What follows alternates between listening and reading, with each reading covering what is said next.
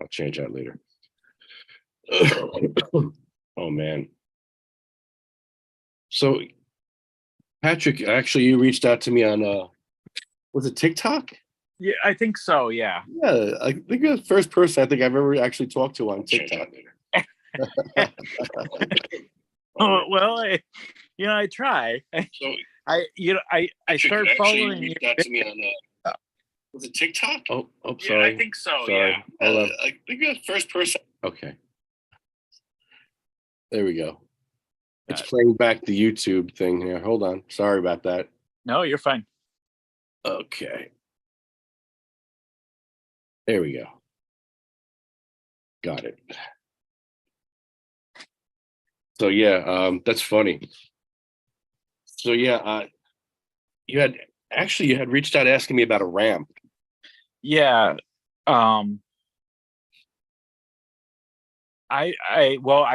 had this amputation for about 5 months now, and before that I had my foot amputated, and we've been looking for a ramp. Both me and my wife, we're both disabled. She's in a wheelchair majority of the time. I'm in the wheelchair at the moment the majority of the time, but even in the future, if I get a prosthetic, I'm still going to need a wheelchair. Finances aren't the greatest because I haven't been working for a year because of the amputations. But amazingly, I've called every organization out there, and nobody has either gotten back to me or has said, "Yeah, we'll give you a ramp or we'll help you get a ramp," because I even said I'll pay for it. Like I'll rent a ramp. Um so I reached out and I'm like, yeah, maybe he can assist me, and maybe saying, "Oh, you can get them here or you can get them there." I know the whole um Amazon ramps and everything, but I've heard some really bad things, and my stairs are really steep in my house. How many inches of rise are your stairs? I would probably say almost 13, See, like each step. yeah, you need a 13-foot ramp, really, but at least a 10-foot ramp. Yeah, because I did have one person come out and measure for like a permanent ramp. But like the cost of it was like over 7 grand. And at the time I'm thinking, like, I don't know if I'm gonna work, in the next 6 months or not. Because I didn't, and this was just my foot being amputated, not so much my leg. And now it's the leg, and I mean, I know I put out the video on TikTok about my first test socket, but I don't know how long that's even going to be. Is that yours? Yeah, that was my test socket. So I should get the permanent leg on the end of this month, like the 23rd or 24th. Is the hope. The hope is then. It was supposed to be the 17th, which is Wednesday, but that didn't happen. There were some issues with it. Because my leg will be all black and carbon fiber. I thought about getting like a cool design, but then I don't know what I'm gonna ever wear, and you know how that goes. Right. My friend Marina has a really cool cannabis themed one. Yeah, So you were saying that on TikTok. it's really cool. It's awesome. I have a 25-foot ramp. It's for a residential, and that would be Oh, more than enough for that. Because even if you have steep steps, even if you have 50 inches of rise, all right, mhm. now 50, but 25 inches of rise. I got a 25-foot ramp, but we have to get it to you somehow and put it together. And I do know somebody that might want to help with that. Her name is Andrea. She's been getting these ramps for us. Okay. We'd have to come out to Ohio. Yeah, that's where I'm at. I'm in like a rural area of Ohio. It's Where I called will get Bell. where I will get arrested for my cannabis use. Not necessarily. What are your laws like out there? Well, we have medical, and we're going to probably have recreational at the end of this year is the hope. But yeah, we have medical at the moment, and Okay. if you, I know for a fact that if you are like a resident of Michigan, which is cheaper to buy than it is here in Ohio. If you're a resident of Michigan, you can transport to Ohio. You can transport from Ohio to Michigan without any laws being broken. I'm not exactly sure of any other state offhand, but That's interesting. yeah, I used to live in New York, and I was able to transport, and since they legalized it here in Ohio, I never got in trouble. But there's a lot of, I mean, you have Pennsylvania and all that other. Depends on how you drive, but Yeah, Pennsylvania is scary because if you show them that you're a cannabis patient, your card, yep, you're yep, going to DUI. yeah, It's insane. it is. They just came out with a new test too for saliva. So they spent a lot of time and energy on the saliva test for cannabis. What about the saliva test for fentanyl and OxyContin? We're not worried about that though, I guess, right? Oh no, because they're hoping that people can't drive on it because they're ODing by the time that's happening. At least, I don't know. Fentanyl is a big problem in the city I live in, just like it is everywhere else. But it's rough. Yeah, fentanyl is rough. I was on opiates for 10 years because of my back pain. Yeah, And it was very difficult getting off opiates. Yeah, 15 here, and I'm trying to get off. I've had a lot of leg issues throughout my lifetime, so that was the prescription that was given. Well, I had a 2-level cervical fusion done recently, like in the last few years, and I didn't want to go back on opiates. I got a bottle in case I needed it, but I had my surgery, and I was afraid that I was going to have to start taking opiates again for the surgery. But I got cannabis oil, I had cannabis tincture, I had cannabis suppositories. Every possible way you can put cannabis in your body, I had, and I used that instead of the opiates. And I actually had a 2-level cervical fusion with 0 opiates. I didn't That's think it was possible. Yeah, I was amazed myself. Now, did they try giving you opiates for anesthesia or? Oh yeah, they give Okay. you Yeah. a concoction of every drug known to doctors. Literally, I said to the nurse, "What drugs are you going to put in the anesthesia?" She goes, "OxyContin." I said, "Okay, and what else?" And then she listed like, because if I didn't ask her, she wouldn't have listed all the other drugs. I said, "No, and what else? Give me all the drugs." She listed like 10 drugs, including ketamine, some kind of tranquilizers, fentanyl. Every drug they had, they put in there on some level. I was Yeah. like, wow. Ketamine is a scary drug too. I mean, I was on. I had pancreatic cancer stage 2 about 2 years ago, Oh my. and I had it removed. I had my pancreas and a couple other organs removed, and so I'm cancer free. I'm very lucky that God I bless. found it in the first place. Um, but I just wasn't feeling very well for like the longest time, and I'm just like, oh my gosh, it's got to be something. So I finally had them actually look for it, and they found it. But they gave me tons and tons of ketamine after anesthesia. And I did not like the hallucinations that I had. Like, this is not a drug for me.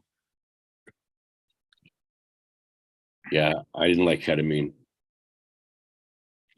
I mean, I know you're supposed to hallucinate on it, but that's still, it doesn't. I mean, first give the warning, because if I didn't do any research throughout my lifetime, I would have never known about the hallucinations that come along with it. They call that a K-hole. Yeah. No thanks. Yep.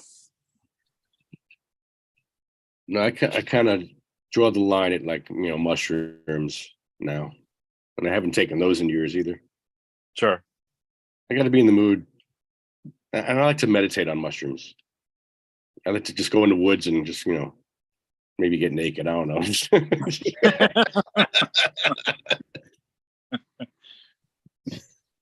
Hello, Jim Miller. How are you, sir? And hi, Marina. I saw you join too.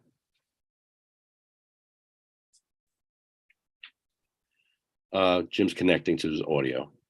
So yeah, we're trying to plan for something called Cannabis Patient Awareness Day.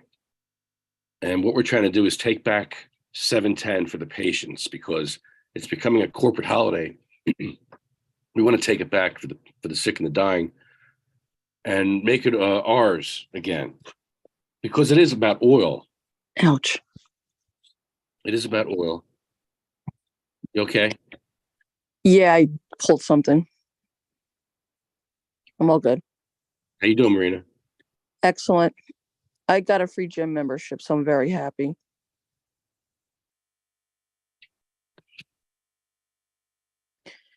And I'm gonna get, you're right, because we have to buy our own oil and it's so expensive.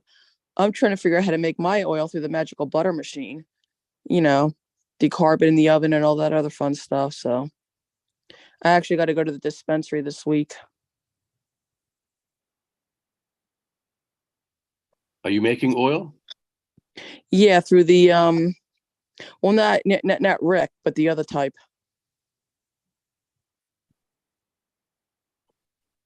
Yeah, I know what you mean. Well, it's just coconut oil and Right, tincture. You're making tincture. okay, yeah, decarb. Yeah, I stick it in there for like an hour or so. Well, tincture works well. You just put some under your tongue. Well, no, I put it on my skin and stuff. So. Oh, okay. Oh, like a topical. Yeah, and on my belly, mostly on my arms and face and stuff. So. Did you see that Patrick Duff said he invented a nano emulsion that has very good results for skin problems? He wants volunteers. I bet you he'll send you some. Okay. Hit him up on Facebook. Who? Pat Who is Duff. this? Pat Duff. Pat Duff. Okay. Yeah, I'll explain my situation. Yeah, well, I mean, he was posting pictures of his son's acne that was improving with the use of this, and he said it was a nano, so I assume that's cannabis nano, so if that's really good for skin, like I said, he said he wanted. Well, I don't tell a lot of people this, but I have little tumors on my skin. It's called neurofibromatosis, and I'm trying to I put it on, and I've noticed a slight difference on my face, but so like it's getting better. So, but it's ridiculous how much this stuff costs. Like my mom wants homegrown. Like I was telling, I don't know, I think I was telling Lefty, I don't know where. My mom wants I think it was at the Abilities Fest, and I was like, yeah, my mom will get a card to grow. Where I'm always paranoid and scared. My mom was like, I don't give a fuck.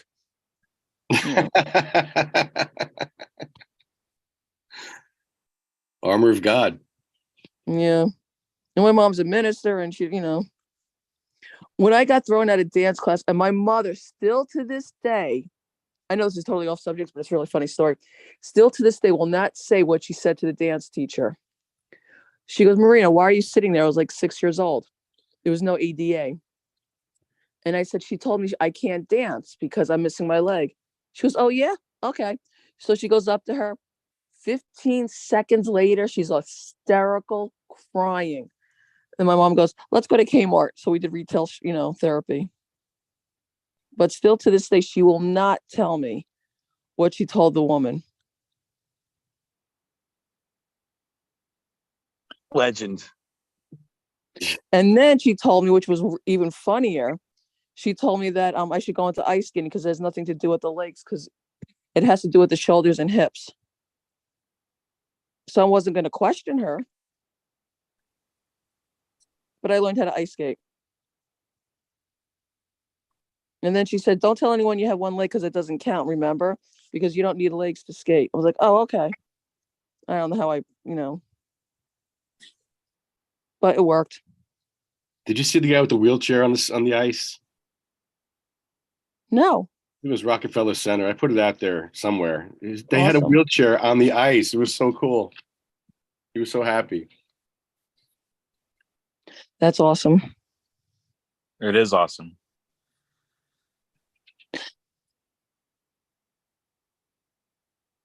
Yeah, so we would like to see if you could represent Ohio.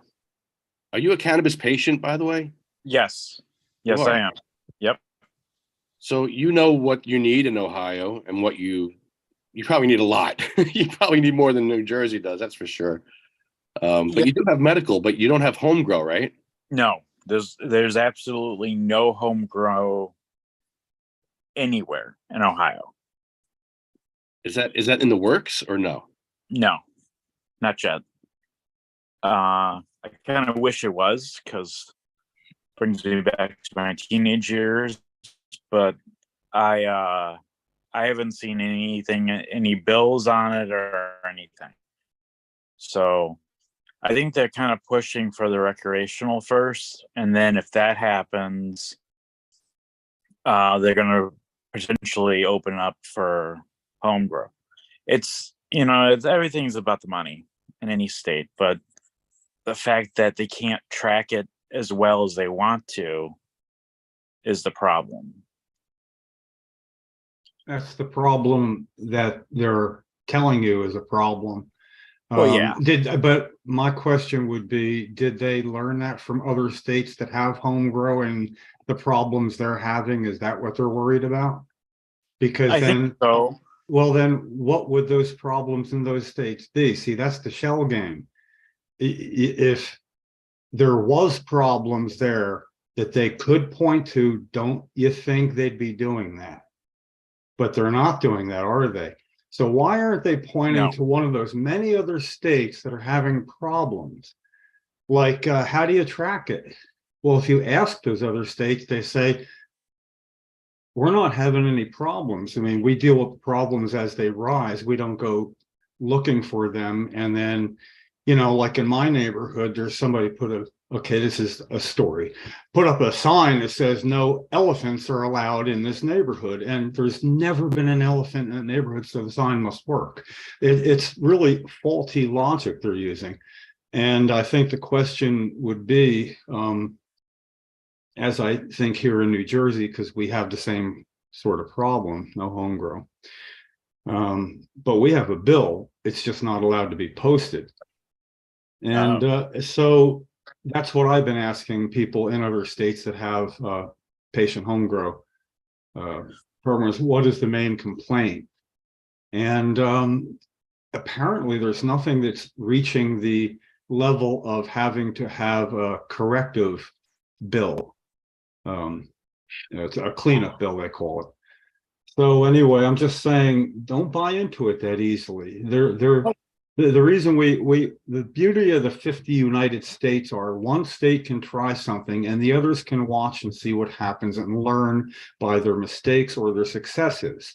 So not doing that is avoiding the conclusion you might reach if you did look into it. So I think it becomes our job to do that, and especially getting together with different states already. As I'm telling you this here, you're hearing from another state that's had this problem for a lot longer than you have.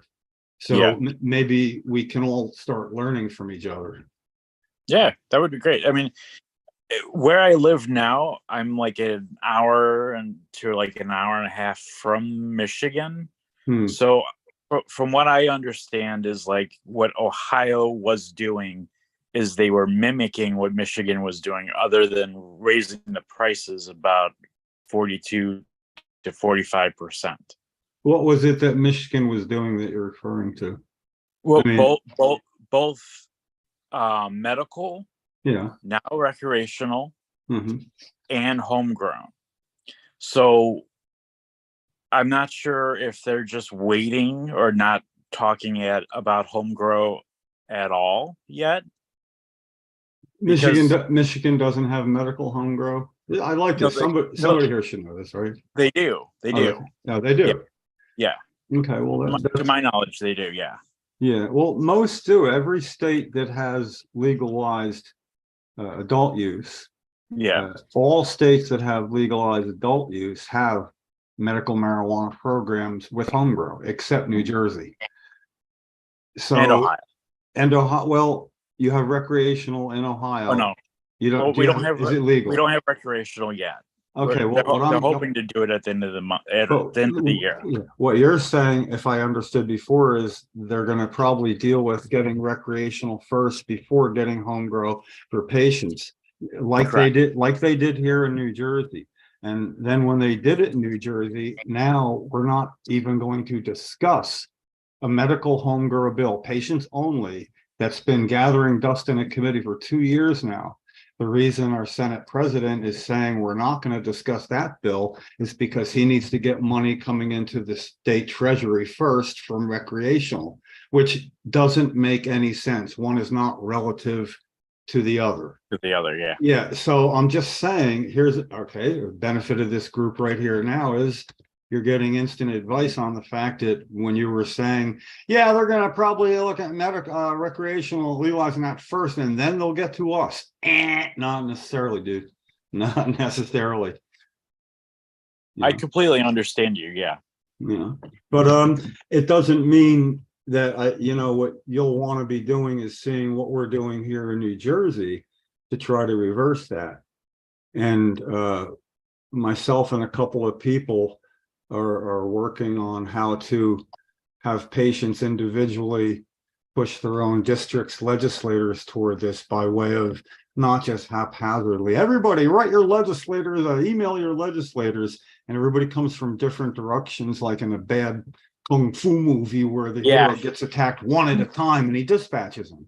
But if you watch Billy Jack got surrounded in the park, and they didn't do that one at a time thing. He got his kick in the guy's face, and then he got the shit beat out of him. But my point is, I might have forgotten my point. Did it make sense? Yeah, it did. Yes. No, I'm just saying that. Yeah. So I'm helping patients write their initial contact emails to their legislators with 30 years of experience in trying to deal with medical marijuana in New Jersey. I've gotten to know which push buttons work and which is what they wait for. I've learned to cut off their escape routes by the second contact. I've learned to make sure they get answered. And I'm having minor success with that here. Okay.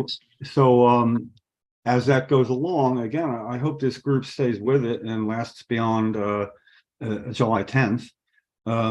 Because I see extreme potential in doing what they don't. They don't look to each other for how's your program working, because they don't want to know. And if they do want to know, they might. But we can look to each other for what to do and learn from each other's experiences rather than avoid them. So I think their weak suit could become our strong suit, and that can be a game changer. Really can. I'm going to my first, as Lefty knows, I'm going to my first.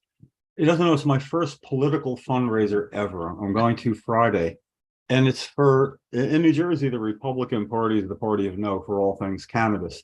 So it's for a Republican senator, a man who's a truck driver and beat our Senate president, who was not helping us out for his seat last election. Now we have our elections off here from federal statewise, unlike all our states except Virginia. So while things are quiet in your neck of the woods, we're going to have our state elections again in November.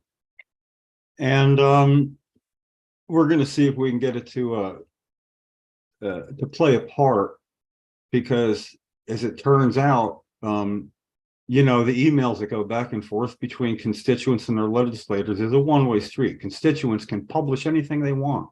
Here's exactly what I got back for this letter I wrote.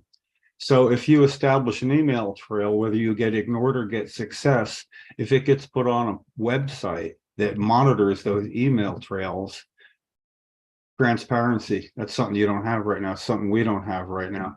So actually, I feel more encouraged to keep on doing what I do here, because I'm being met with a lot of standard advocacy avenues saying, ah, no, this will never work. Nah, you're going to piss off the Senate president and you need it. You know, it's we're doing it a different way here. We're going to grab control from constituents, because seriously, if a colleague of a person you want to talk to in your state legislature, if a colleague of his from his own side of the aisle, his own party, cannot get him to do something, you won't be able to get him to do it.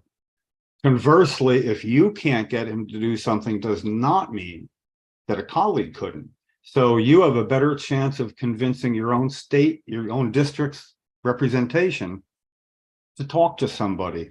Because if all you're asking the legislator is a first-time contact for a constituent is talk to a legislator from your side of the aisle about an issue that's important to me, and they refuse to do it, whoa, that doesn't look good. And all you're wanting is talk to him, tell me where you think he's right, or she, tell me where you think they're wrong, and tell me where you think you might need more information. You make that your only request. Find somebody you want them to talk to and ask them that. That opens the door probably better than anything. Give it a shot. Yeah. Yeah. See that? I don't get that in New Jersey, do I, Lefty? You know, I instant from you maybe, but instantly from, I can't say it. I'm trying to say it without identifying particular people, but let's just say, you know, I co-founded a coalition for medical marijuana in New Jersey 20 years ago, and I'm in the extreme minority in thinking that we should certainly be a little more aggressive. And I don't mean by standing up and going, we smoke pot and we like it a lot. I'm talking about working their channels, their way, playing on their field, their way, because sometimes it's not an unfair playing field.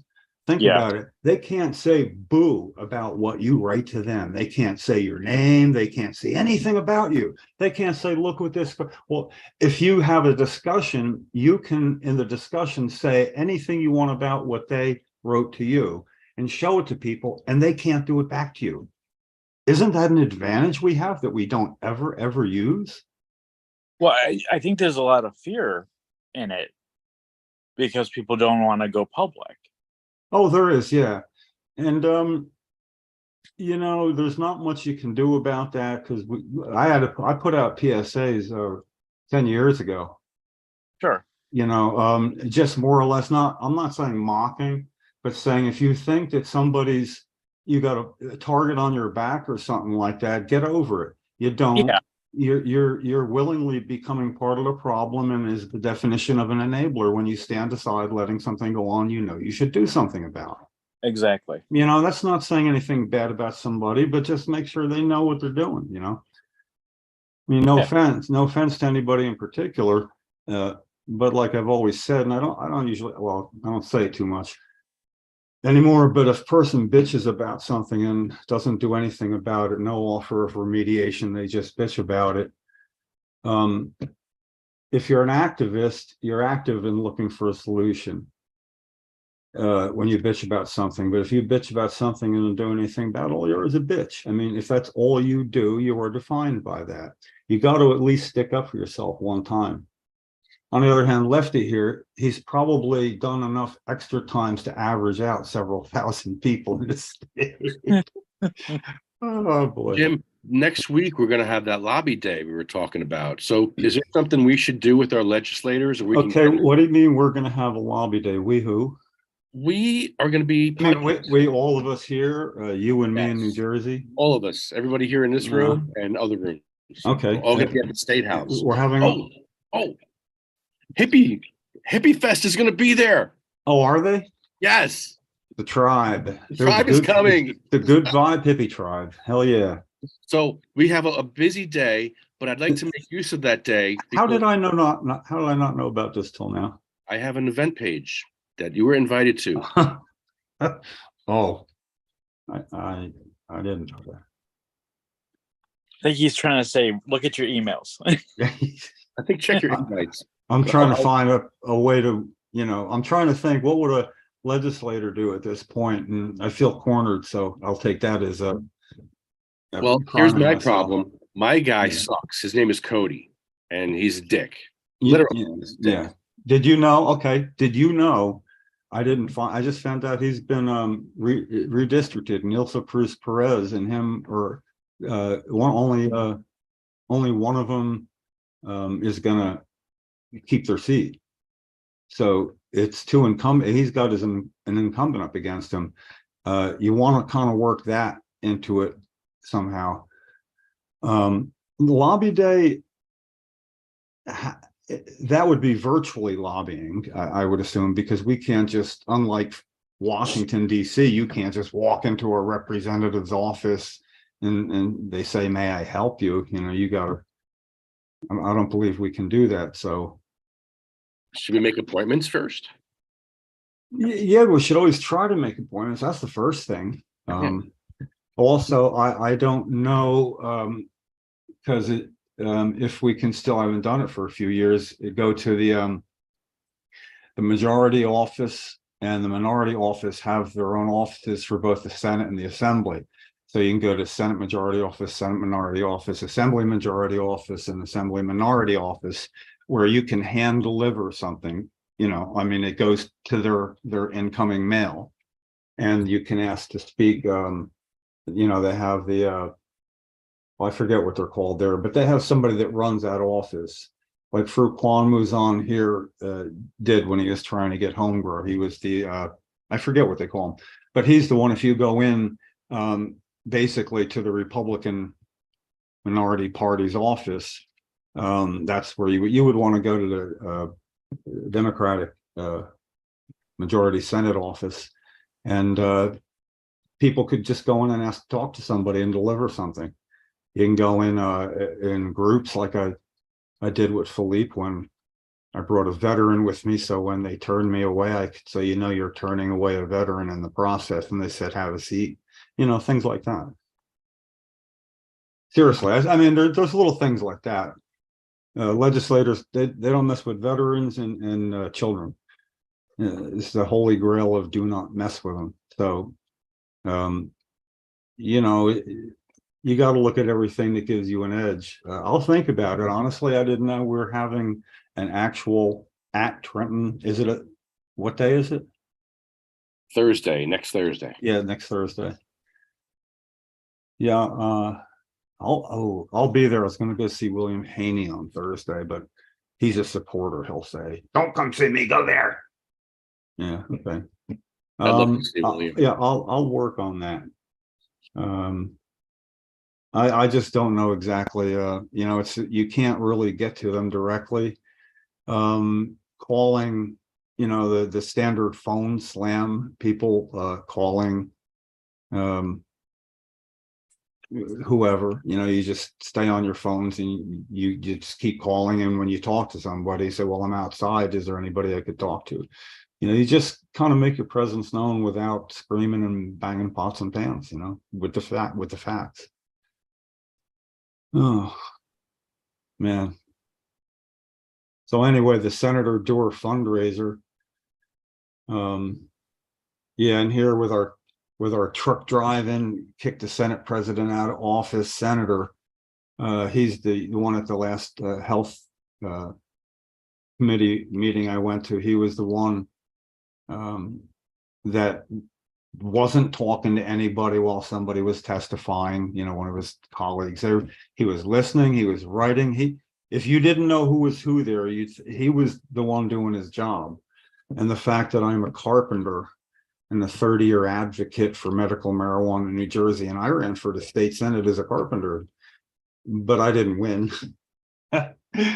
I think we might like each other, and the fact that his chief of staff is someone we both know, with a adult child now with I guess it's epilepsy, isn't it? It's pretty severe. She's non-communicative, I believe. Yeah, no, she's in a wheelchair. Yeah. Oh,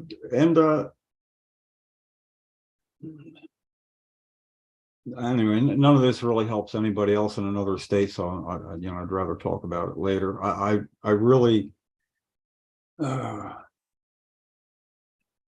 think what would be really good for all of us to do, and I'll take my own advice, is search for a legislator, supporter in the Senate and the Assembly, and ask if somebody, their colleague in another state, gave them a call about something in particular we've done here or doing here or had a problem doing here, if they would have a collaboration briefly, colleague to colleague from another state, rather than think our own legislators are going to do that on their own. It would be nice if you could go up to your Senator Dick Cody and have somebody to talk to him that he could at least turn down and say, I'm not going to talk to somebody in a state that's doing this. Make him say it. Make him deny. You have a long list of things from him ignoring you, and we can have some fun with him because he's in a re-election and he might not win, and he's not quitting otherwise. So we get to help his opposition, and we get to do that by pointing out that Senator Cody signed a joint resolution praising you and your efforts for something he will not talk to you about personally. Right? Oh, I'm good at this. now here's the thing. I love that. Now, Chris is not here anymore. Oh, he left. Being that you ran for office, how did you run for office and still maintain your seat on the nonprofit? You have to balance that, right? No.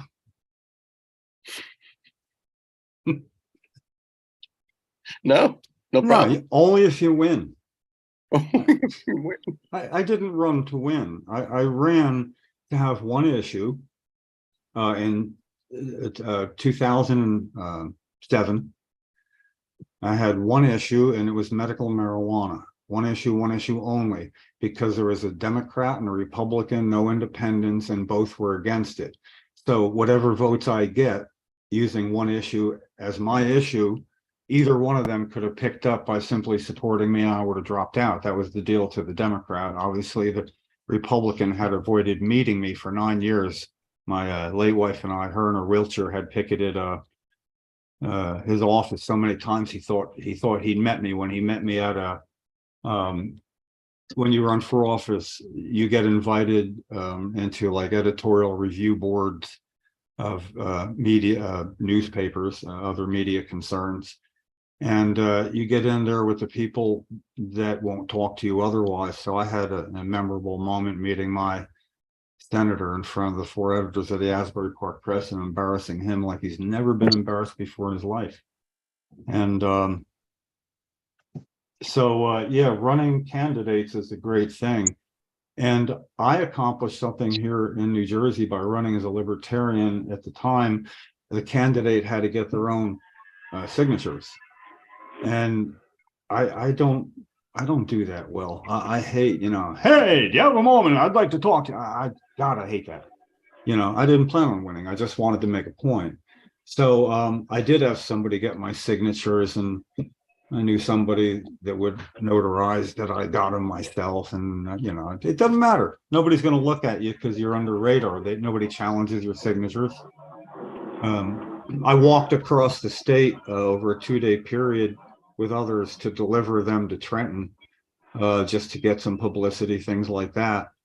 But people ask you, and you get to highlight an issue, and I got 4.28% of the vote, 2,038 votes with one issue. So if that election was going to be 52-48, the person with 48 could have equaled that and surpassed it in New Jersey, theoretically, by taking that issue. You could consider that. It doesn't cost money in New Jersey. It was 100 signatures. So you got to really put everything on the table and go out of your comfort zone and learn from people that you can trust who have done things before you. Jim, what kind of? I'd like to bring Cody a letter on next Thursday.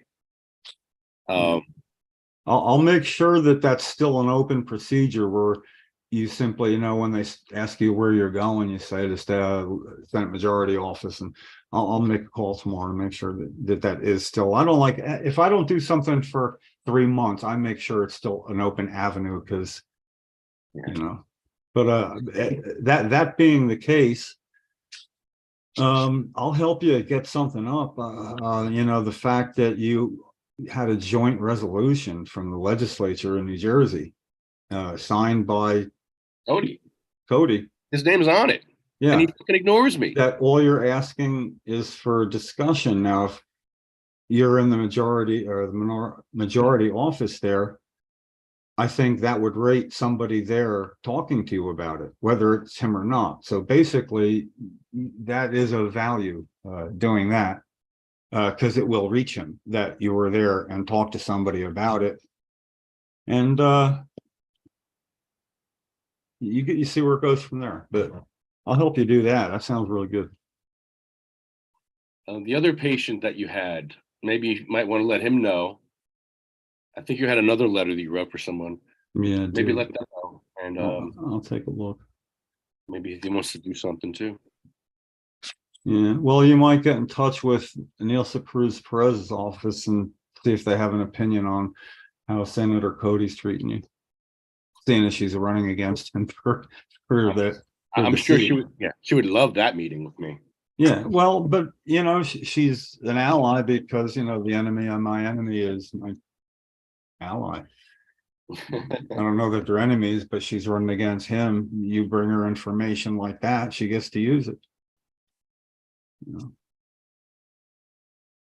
Yeah. Wow. Very strange, that Cody, how he ignores people. Yeah, well, I'd like to tell him. I don't think he understands. The first anniversary of Cheryl passing away, I went to the I believe it was at her first birthday after she passed away. I went to the State House and I was gonna see somebody from the governor's office, and I was waiting for somebody to come down to the state troopers, where they catch you going on in at that time, the way they did it. So it was right at the front door there. And as he went on, it was a Saturday, and he had like a Hawaiian shirt on or something, and he got ID'd, and I don't think he had his wallet. He could see it right at first. So here he was acting Senate president, and actually, no, he was acting governor at that time, I think. And it was really funny because we interacted real quick. And I don't know. It was kind of funny because I forget what I said, something about, hey, now you know how I feel. Because I'm sitting there waiting and he couldn't get through either. And anyway, yeah. And for anybody who doesn't pick up on it, sometimes, he's Dick Cody. But Lefty and I seem to have a millisecond extra break between saying both those names together. To us, he's Senator Dick Cody. Senator Dick Cody. Anyway, yeah, have some fun with him. And this is an issue that him ignoring you like that is fodder for him. Well, I say looking like he is. And don't forget, he's the guy that had the courage of his convictions. His wife had postpartum depression that was a problem. And he had a concern for a psychiatric institution. Was it Greystone or something? I forget. So he went in and posed as a patient or something for like 24 hours, as to find out the realities of it. And that's like you and me do, So I think we appealed to him on that level one time, that somebody that would go through all that is afraid to have a talk with you. Yeah. Yeah. Very strange. Yeah. Well, he just doesn't want to get shown up by somebody like you. It's the facts and just please give us homegrown at this point. Yeah, well, it give us back. It got passed in the Senate in 2009, and we're getting jerked around. He doesn't want to answer that question. That's why. Also, also occasionally refer to it as we want the right, patients want the right to possess a live plant rather than the dead version. They just want to be able to have a live one around. It doesn't sound so. It's a homegrown drug. It's just it's obviously worth more dead than alive because you're not allowed to have it until it dies. But even then, there's whenever something doesn't make sense, it's because we don't know something. I mean, that applies to everybody. If something's not adding up in your legislature, it's because you don't have all the pieces of the puzzle. It's like whack-a-mole, and they play the game differently than we do. They got to make deals. So when we say all you got to do is, the first thing they're thinking is, hey, listen, guy, there's nothing that's all you got to do when you're a legislator. Everything fits into something that pushes something out of that line. And it just, so it's the same with advocacy. I mean, who doesn't hear all you got to do is, there's a college professor of whatever it is that you would be a professor of, that explained all we were doing is asking the wrong question. And I had to somewhat embarrass him with a return letter to the editor is, yeah, you got the right question asked, but the first part of that equation is being able to ask it to somebody. And until you figure that code, your question don't matter. And the answer to that is constituents, always through constituents. If I'm not the head of my organization I founded, I'm a board member, but I would never approach somebody without a constituent just because, I'm from a 20-year nonprofit in New Jersey. It doesn't rank me at all. It doesn't matter at all. Constituent can do better by just saying I'm a first-kind constituent, which is why when I went to Washington lobbying for the DEA to start providing cannabis for testing with veterans with post-traumatic stress, like so many people wanted to do, I had people write me or send me emails from all over the country, and they all started out the same. I would like you to talk with Jim Miller when he hand delivers this to your office in Washington.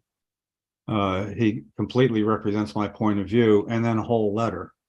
So I'd go in and I'd say, I'd like to talk to somebody about medical marijuana and, the specific, the post-traumatic stress in veterans that are killing themselves at the rate of 22 per day. Are you from our district? Or are you a constituent? And they'd be like, nah, hell no, I'm not even from the same side of Mississippi. But I have a letter from Joseph Dunleavy in Milwaukee who says, I would like you to talk with someone on staff to talk with Jim Miller that's me, when he delivers this to you at your office. Now, when they deliver it to your hand, here, okay. And they'd look at it and I'd say, if you don't have anybody to talk to me, I'm going to be able to get to all the rest of my deliveries today. Otherwise, I'm going to be here past your office hours. Nah, have a seat. Somebody will be right with you. I never got turned away when I had a letter from a constituent. So if that applies at all with how things work in Ohio. And I'm looking at you, Patrick. You can't tell Yeah. because it looks like I'm No, looking no, over no, here. you're okay. I And understand. hold on, see if Um, I got this right. yeah, That look better? yeah, no, you're correct. Yeah. Yeah. So I Lefty. definitely can do that, and I have no issue representing Ohio for and with you guys. Yeah. That's completely fine with me. Yeah, this is good. It's more at this point, I think you could probably learn some from, as this gathers for lobby day, from states who may have some suggestions of what's going on where you are. And I try to make it my business with everybody that's going to be doing this to look up what things are in their neck of the woods. That's how I found out that there's one state with doesn't have the same form of government as us, bicameral. It's what do they have? And Nebraska, Parliament? was it Nebraska? Where's the state taking part, or maybe from, is it Nebraska? Was it North Dakota? Somewhere like that. Lefty, I'm looking at you. Okay, is that it? I don't know. Yeah, I forget. It was the first time I logged on a Thursday. Well, anyway, Well, we had Nebraska. Yeah. No, he wasn't on though. We had Oregon, Texas. We had Texas on. yeah, no, it was, We got Kentucky on. Kentucky. yeah. Is that it? No, I think we might have been just talking about Nebraska. I don't know. Nebraska hasn't been on yet. No, we're trying to get Nebraska on. Yeah, and also we'll get taken more seriously if people we need to deal with know that we are taking advantage of what's going on in other states. So we can get good at prodding people, like our own Senator Scutari, who's saying he's getting real close to being able to take another trip to Colorado to find some stuff out. And, you know, I got to tell him, I'm finding stuff out now. I'm in my freaking living room area. You know, I mean, I don't need to go to Colorado. He doesn't either. That's just a delay. That's just kicking the can down the road. That's going to go. Or Maine. Yeah. Yeah, but to go, there's no reason to go. He doesn't need to smell the weed, so to speak. You know, he can get all the sensory benefit through a Zoom meeting that he gets from going there. You know, it just makes no sense. And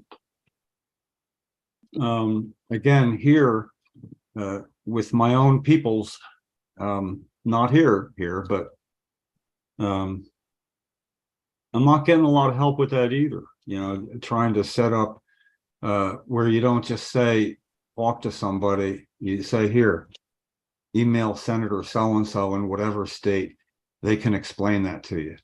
What's somebody going to do then? You know, we have to work towards that. It has to be colleague and colleague for them to do anything until it becomes personal to them.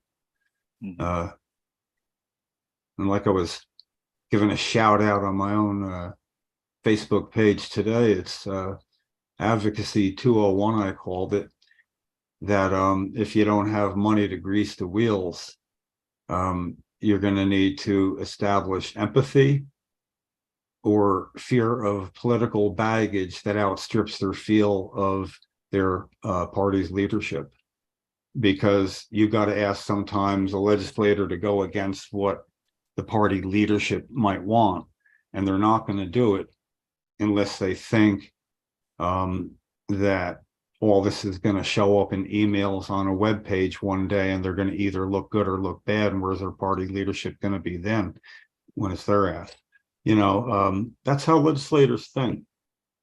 Over 30 years, I've made a habit of asking supportive legislators that I can have a conversation with what works and what doesn't. I learned things like I had a years-long belief that a sign-on letter really wasn't worth as much as original contacts that are unconnected. And he said quite the opposite. So I trust him because he's a legislator and he's doing what we want him to do, just going back a few years. And I didn't understand it. And he said, look, if I get a sign-on letter, it shows organization. Organization is what legislators consider more than the content of any one letter or bunch of letters saying even near the same thing, you know. And and a lot of times, obviously, you need political cover, which would be somebody to point to, which is when you always hear people say, yeah, a constituent of mine was concerned. Okay, who is it? You know, there's going to have to be one. So when you can offer them that, somebody that can show up and let their story be told. I mean, I made a life out of doing that for my late wife, and there was no door she couldn't open. Just hard getting her there. Yeah. And also, patients contacting their legislators can leave a quick email attachment. The exclamation point is in a 20-second or less attachment, just saying anything, you know, this is really important to me and my family too, and whatever. And they can see that, so that if that email becomes public and the public can see that person who got ignored by that legislator, that's a bad look, don't you think? Yeah. This is where the playing field is in our advantage. I looked it up in New Jersey. Yes, it's there's no expectations of what is it? When you can't. Oh, I'm drawing a blank. I do this all the time. It's a one-way street when it comes to who can talk about it and who can't. There's no privilege. No legislator constituent privilege where the legislator can't talk about the constituent and what they say, but the constituent can bring everything to the table that they've ever heard or read or gotten from them. So they can certainly display all their email trail. And a legislator can't do that now without your permission, though. So got to run that one through the mill as much as you can. Yeah. And the way to do that is just the way that I'm trying to do it here, only I haven't been able to prove it yet, but I'm getting traction. I did it last year, and we got one Republican co-sponsor, or Senator Bucco, through Savvy Jane. And then we got Senator Dorr through a constituent this year, but it may well have certainly been that his chief of staff, we know she would like this. And by the way, Lefty, she spoke for him. She didn't talk to him. Tina, chief of staff, didn't talk to Senator Dorr first. She got the email and responded, I'm going to add his name. She didn't say he said he would. She said and it took 2 weeks. So I don't know if it took that long to make it final. But last bit of advice from me, I think you're better off, if people are always better off with two things. One, you want to talk to somebody on staff, not the legislator themselves, because you'll get knee-jerk reactions if you get a reaction, and it's hard to walk one of them back. So you want to talk to the chief of staff or communicate with the chief of staff, any staff, or eventually the chief of staff will be the one that answers you. And if you can make your case to the chief of staff, you might have a foot in the door. But you also want to do it email, not a phone call. People think it's great having a meeting. They won't allow you to record it. You can record it surreptitiously, clandestine. You can do that, but it's really hard to use. So they will not let you record an in-person conversation if you're having a meeting. Okay. So I would always rather do it by email for that reason, and because you don't generally get knee-jerk reactions to email. They have time to think about it. And I saw it happen in Wisconsin. A woman spent a lot of time trying to get to Senator Leah Vukmir there, and she finally cornered her in the office, had a video going, The senator was sitting on that corner of her table, one leg on the ground, and batted back everything she had. She was not prepared for the conversation. Have your sound bites ready. If you know what somebody's going to say, a legislator, what they always say, you cut them down at the knees when you're dealing with media or anybody, because whatever's their strong suit, like if you know it's going to be, there's no way to monitor the situation. You can't control homegirl 100%. You can't. And thing is, that's true of everything, because if 10% of prescription drugs are diverted, less than that. Yeah, I'd be the first one to say any kind of homegirl is going to have marijuana diverted, and it's going to be consumed by somebody it wasn't meant for. And that's certainly not worth people ruining their financial lives buying something they could be growing for themselves. Yeah. So I know we all know that, but their escape routes are pretty much the same. And if you ever get a letter that says, "I'll keep your views in mind," that's the red flag clanging bell right there. They don't even bother to say it another way. Sure. I'd answer with like 5 or 10 better things to say next time, Yeah. Don't like being played.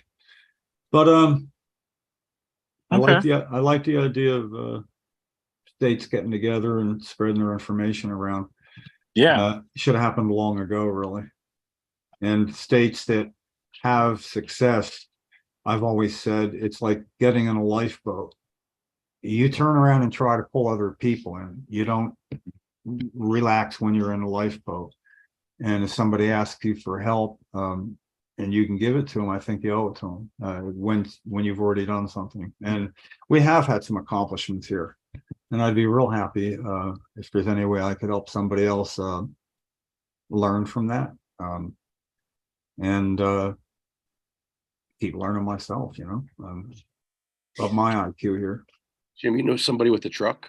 Do I know somebody with a truck? Yes. No. And I suffer every time I need a truck because of that. What for?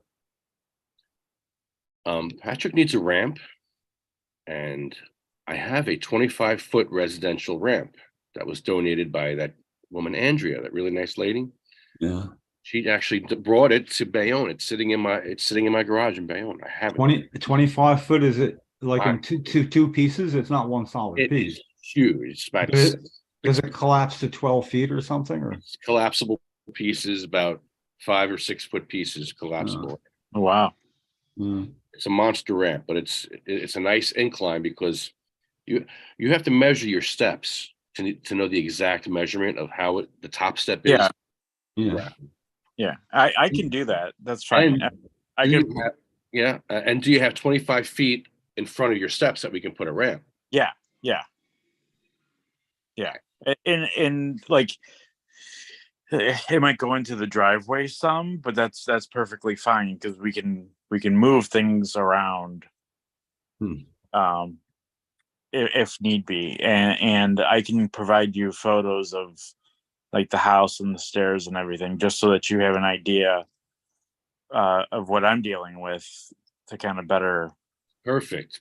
Yeah, take some photos, and let me see that. Yeah. It doesn't take much to install it. I mean, Andrea said that she would do it, but I don't think she expected to go to Ohio. So we have to figure out how we're going to get this installed in Ohio. This is a challenge, well, but we can make this happen. Yeah, I do have some volunteers that can help.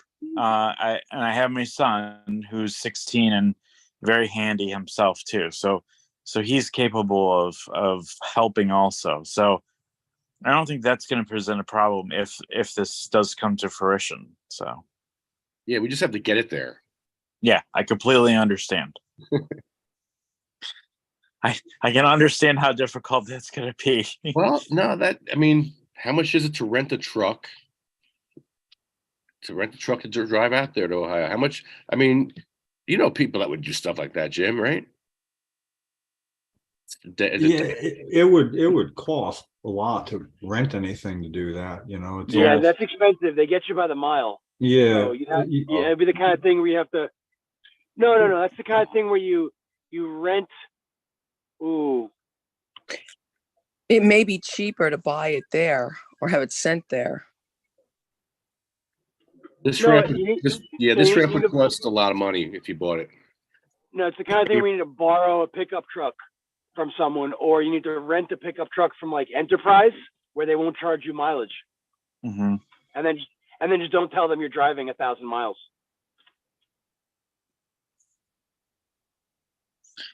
Yeah, they typically they charge you like a solid fee.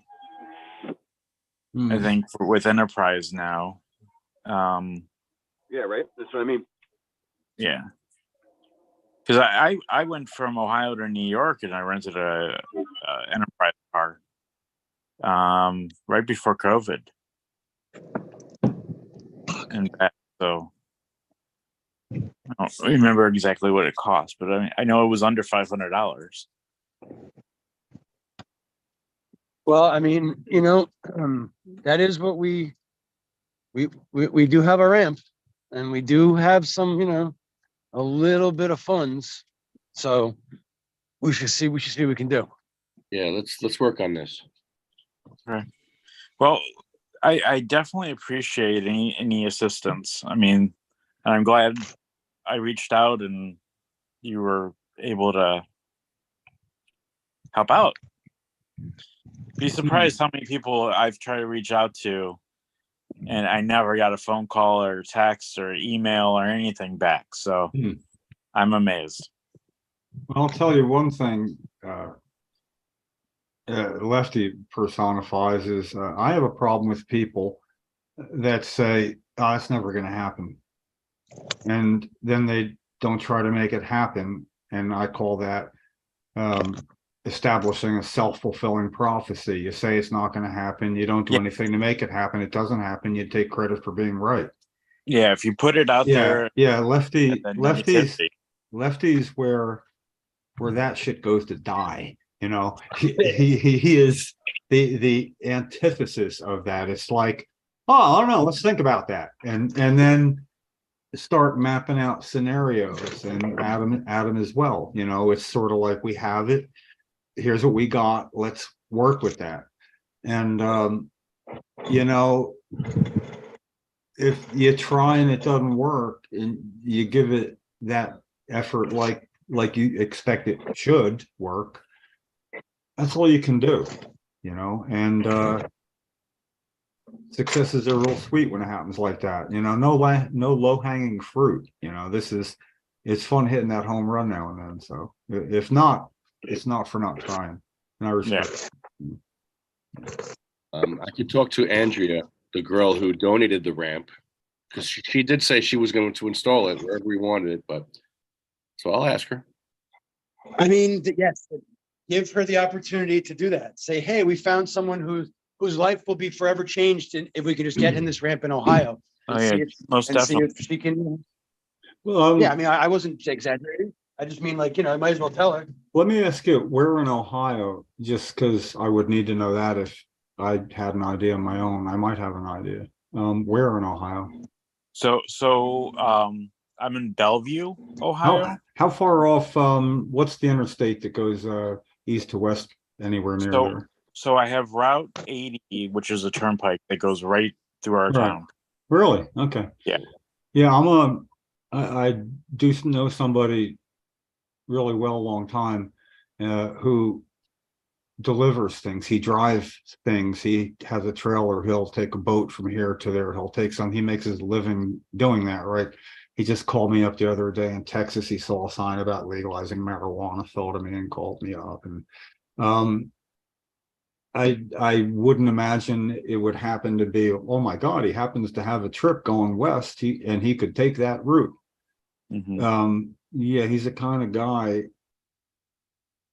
I mean, I'm not saying he owes me a favor, but when his thing broke down and he had a daughter who was self-schooling with him on the road, very smart, 14, he broke down in New Jersey, not far from here, and it got towed to is a Mercedes vehicle that he uses. Sounds like a big thing, but it's just this reliable vehicle.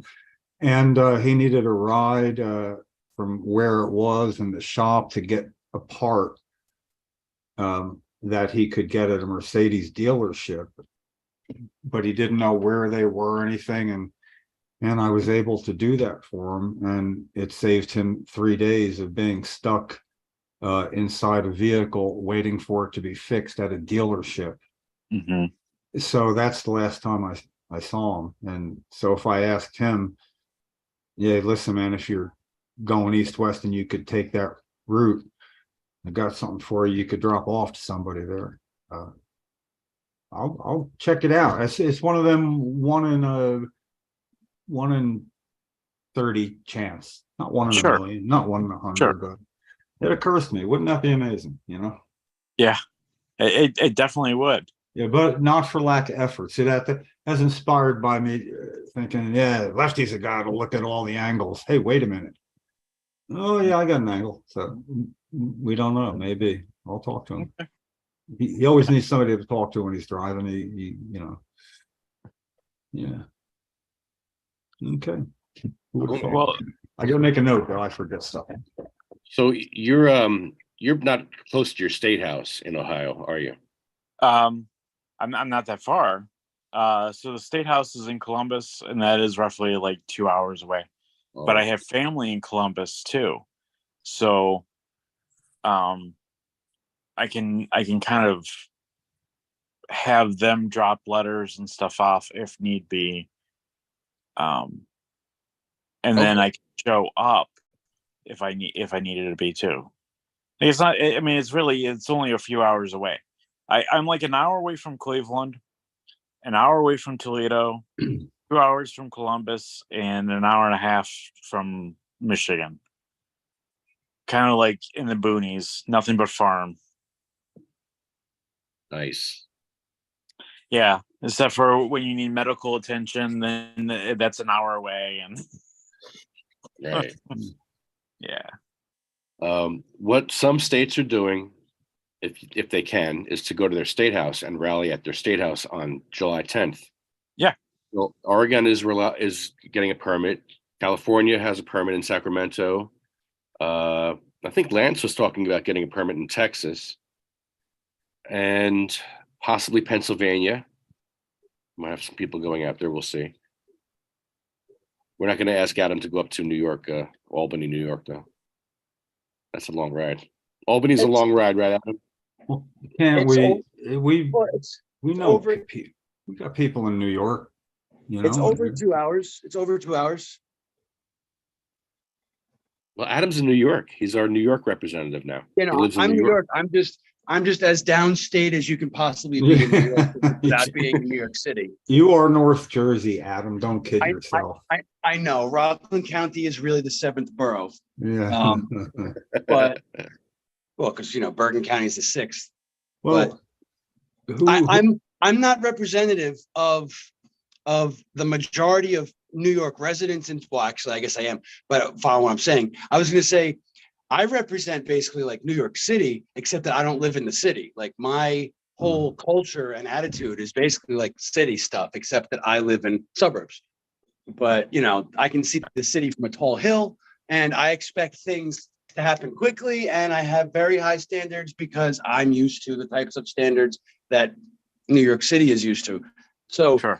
I was going to say, so actually I do represent the majority of New York City, New Yorkers, because most people in New York live in New York City, right? But no, the upstate thing is a whole other thing. Upstate it wouldn't hurt. It wouldn't hurt if we do know someone who's more upstate. Oh, Lefty. we do. Right, yeah, I was going to say we know lots of people, but if I was going to pick one from the people off the top of my head, Rob What about- Robinson would be my guess. that's what I was just going to say. I was going to say Rob Robinson. I know somebody knows him really, really good. I mean, I guess I know him too. I just haven't. No, I know Rob really, really well. I was the title sponsor of Harvest Fest in 2015 or 16? I can't remember because I don't remember shit. But They had the death at the festival in like 2013 Yeah. or whatever it was. And then because of that, they missed a year because they had, they couldn't get insurance for the festival because of the death. Yeah. And so the next year they were dead in the water. I handed him 5 stacks and said, here, I'm the title sponsor. And he used that to get the festival going again, basically. Awesome. Yeah.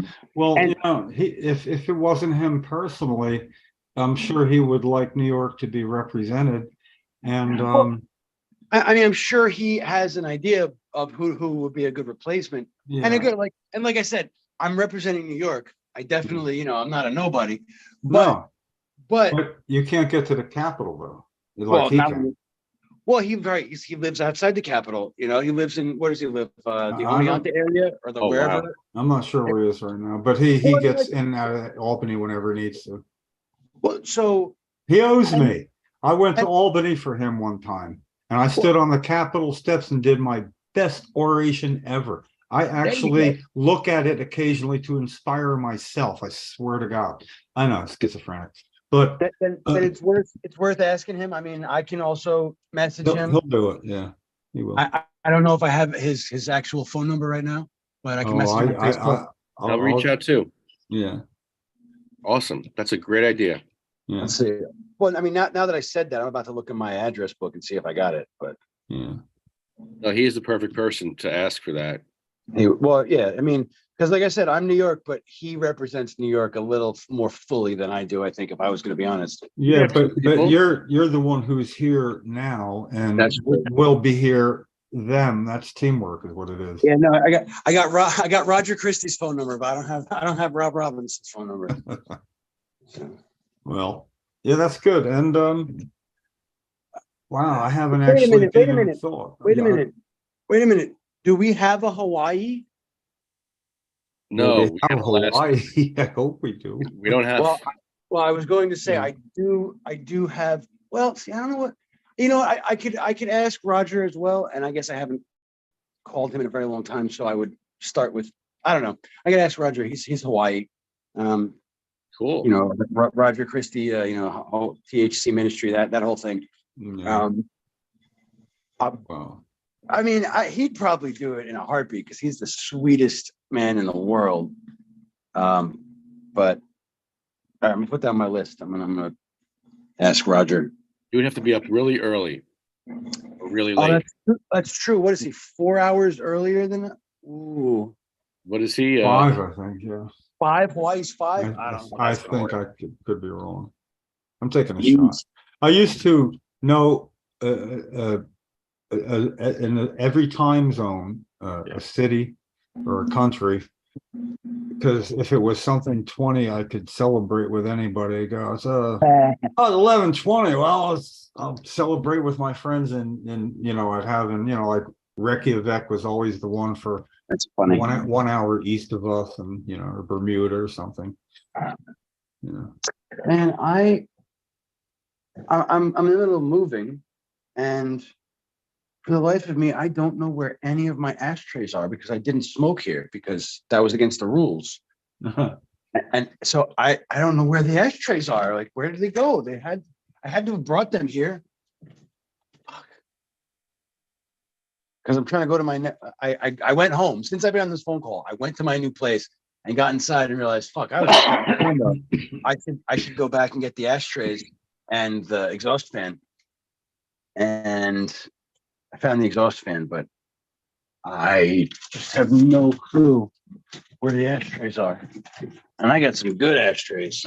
How about Delaware? I haven't heard Delaware mentioned. Is Delaware going to be participating on 710? Yeah, forgive me for ranting. Yeah, Zoe Patchell. Yeah, okay. How about Virginia? I believe we have Joanne. Oh, right. She's Virginia. Yeah, but how far is she from is Richmond the capital of Virginia? I hate this. Yeah. I'm getting I think it's Richmond. I could be wrong though. Yeah, I know. What time is the rally? Our time again? Was it at 7:10 or is it 4:20? What are you guys doing? It's going to be 11 o'clock, I think, in the morning here in Ooh. Jersey. Or No, we could what- change it. We could change it, but it can't be too later than that. Yeah, but No, through, no, I'm- through when? We're going to go from 12 to 5. 12 to 5. Well, that's a sweet spot in everybody's time zone somewhere, you know. Mhm. I mean, somewhere a West Coast could go from 3 till 6 or 7 and go later, but we would overlap at least, you know, there would, you know, one time everybody would be on Yeah. at that time, and then some earlier like us and some later like West Coast. You know, they don't have to quit when we do. We do have to give some people time slots because basically you'll have 10 minutes. Because if we have 25 states, Mm. each state would get 10 minutes, and that would Yeah. give a 5-hour podcast. Yeah, well, you wouldn't want to have everybody on for 10 minutes because like 10 minutes is actually a long time in everybody's book.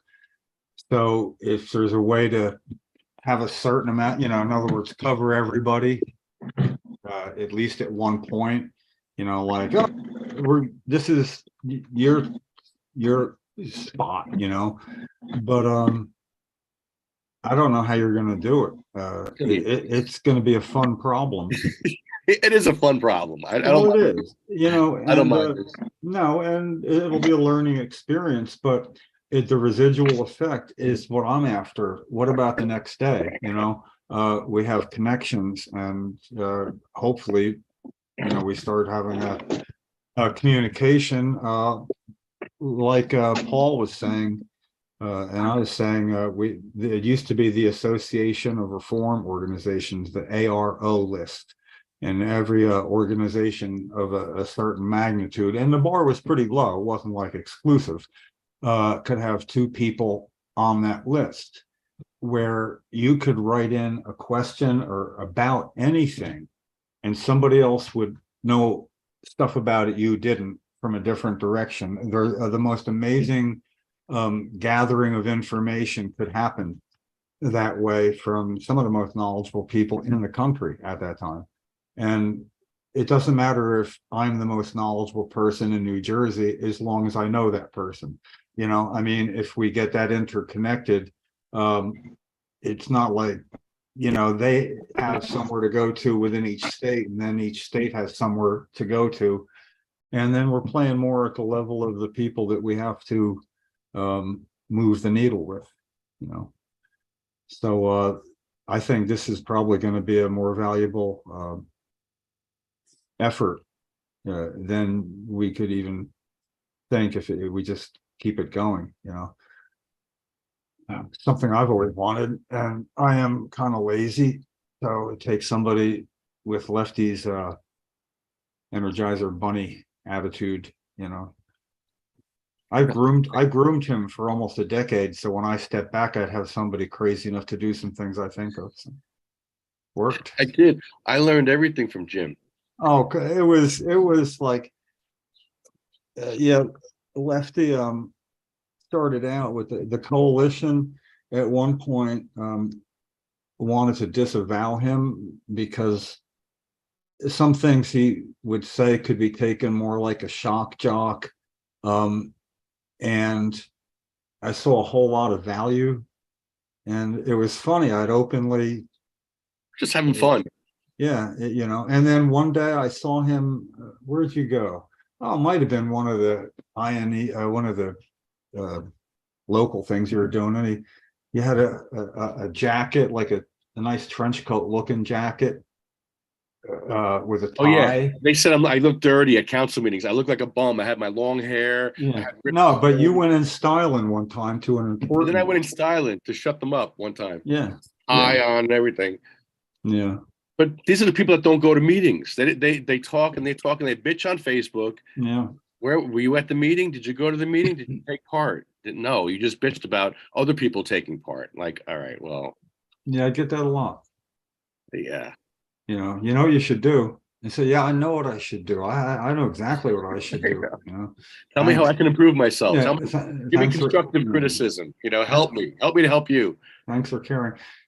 And Lefty also is the guy that I was amazed sometimes when somebody would say, "You're nothing but it," and they'd say that, and you'd look at them with genuine interest and go, "Why would you say that?" Oh, you know, like a conversation without retorting.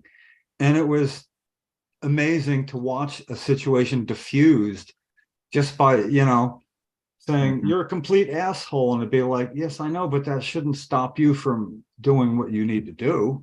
Yeah. You know, it'd be like no argument there. Yeah, so and also then that does give us all types of representation and ways of representation. The more people that get involved here. 710. 710, and the Hippie Fest is next week at the State House. You know what they want to do at the State House, Jim? Did I tell you this? They want to No. have a pool party. They want to have wading pools. He wants to get wading pools and have pools in like August when it's hot out. And we could all have sitting wading pools in the State House. Yeah. Well, what's your motto? Rather beg for forgiveness than ask for permission.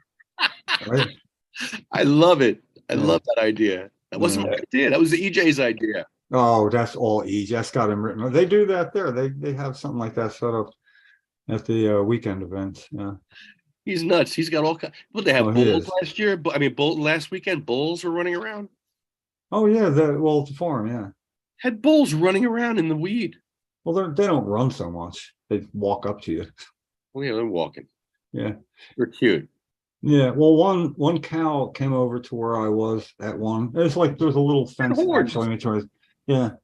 But it was sort of like you would can't reach an itch, and went with his big old tongue trying to do something. I just reached up and scratched it, and he kind of did one of the, you know, like it was a weird interaction, you know, and this is, you know, with the hippie gathering going on each weekend. Those are great.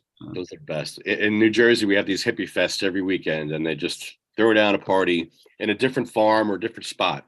They just keep it moving. They're always moving around. Yeah, and it's a little more than a party. Yeah.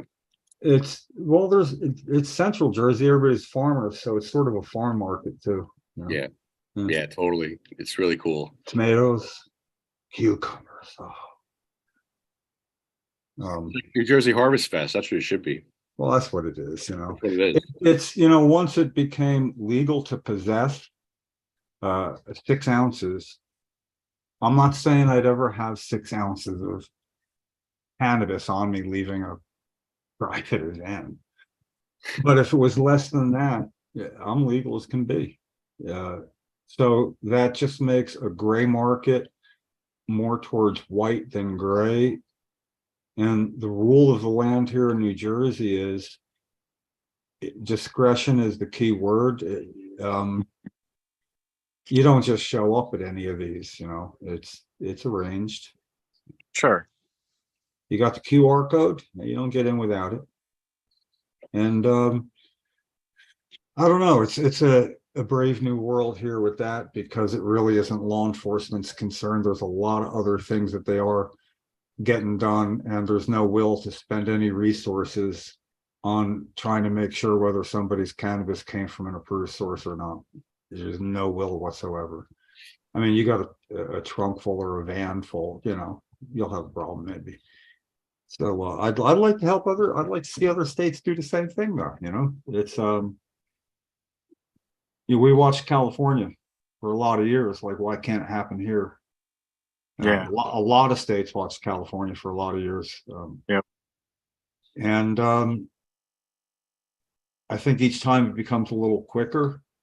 And Ohio is in a position to say, listen, it's not up to me to validate why this is a good idea. We're an outlier state. It's up to you to validate where somebody's getting benefits from doing it your way. Mhm. So if you're going to say that you don't want it to happen, I think the burden of proof should be on the minority of opinion. And that if you're the outlier state, it's up to people who want it to remain that way to prove that that is the better path, and we got other states to look to. So that's something we didn't have because we were the 14th state. Mhm. And we became an outlier. We were the first state in New Jersey to enact a program without home grow. So it's probably our fault that you have that problem now, because we set we showed it could be done. Yeah, you got the New Jersey model. Yeah. Feel a little guilt over that, It's but terrible. nothing we could do. Well, it was a surprise attack. It wasn't that we couldn't have taken care of it. It was just that at the last minute in the assembly meeting, it was yanked out and it had to be compromised. Either the Senate had to agree with them or they had to not have taken it out in the assembly because it already passed the Senate. And it was at the last minute. It was done before the vote, with 10 minutes before the vote was taken, it was announced. So people who were going to vote didn't know till then it wasn't in. And then it became a matter of it won't get past this session if we don't compromise and take it out. And the common wisdom was get as many patients off the battlefield as soon as possible. And that involves taking that consideration and accepting it. With the promise that we could revisit it later, which is what you're getting in Ohio now. Yeah. So when you don't want to take that, I'll make sure you have something real handy to say, here's why that's not a good idea. Let's look to New Jersey and see how it played out there. Because that's exactly what they heard, what you're telling me now. Mhm. And then present what's happening here. And again, benefit of the group. Yeah. I find it to be great. Yeah. Okay. Well, thank you guys very much. And I gotta get going. Yeah, me too. Yeah, got a thank dog. you all very much. Looking at me for food. So yeah, I'll be in touch. Yeah, I'll see you again. Yeah, are you on Facebook or Instagram also? I am on Instagram. I am on Facebook. Haven't really been on Facebook very often since all these surgeries, but yeah, just look up Patrick Gorman. Well, on Facebook, it's facebook.com, the real Patrick Gorman. Okay. All right. Not that other one. Not the other one. Yeah, I'm just, I, for many reasons, don't like Facebook a real lot. However, it's a really valuable tool. Sure. I'm just saying it's a really valuable tool for doing all the things you're gonna be needing to do. So I mean, I really, I just block out the stuff that I don't like. Hey, why don't you? That won't work. But it's an easy way to get things around fast. I agree. It has its upsell, but it also has its downfall too. But that's fine. I have no problem with it. I mean, I just haven't been on that. It's not on my phone itself, so it's on my laptop. So yeah. Okay, because we do planning on there. I have a planning page on there. Okay. So okay. But I'll try to get it to you. Yeah. So right Okay. on. Awesome. Thanks, guys. All right. Nice meeting you all.